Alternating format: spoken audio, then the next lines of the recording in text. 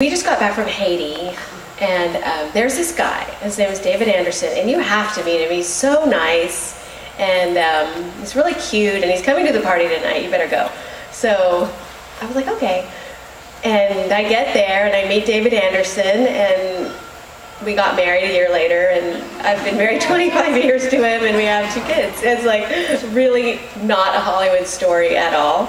But his family's been involved in makeup effects for a long time. His dad was originally an electrician in the electrical union in Los Angeles, and then when he was about 40, he said, you know, I want to be a makeup artist. And so he went to Elegant School of Beauty and learned how to apply makeup and met people who were all in the early starting days of the Stan Winston, the Bermans, like all the people who were just starting to really make special effects makeup something really important in Hollywood.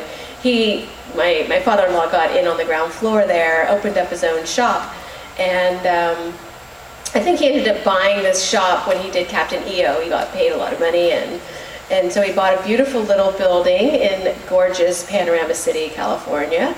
And so we've had this shop in our family now for like 40 years. So David and I, after I had kids and my career was just kind of aimlessly not going anywhere, I decided when we did Dawn of the Dead in Canada that I was just going to commit myself 100% to AFX Studio. And so I became, I'm kind of like the CEO of the company. I don't do anything that creative except make coffee. You know, Good.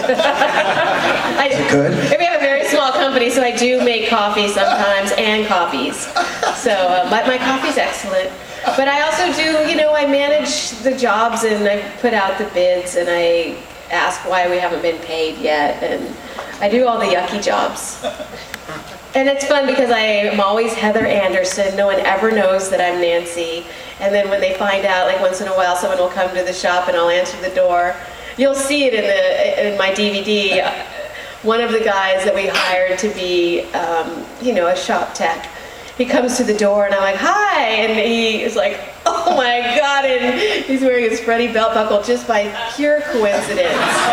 He was so embarrassed, and he says this great story, and then I end up becoming great friends with him, and he's one of the main featured guys in my DVD. But so I really enjoy playing tricks on my workers if they don't know who I am, and then one day I'll like come to work like all made up with like a red and green sweater on.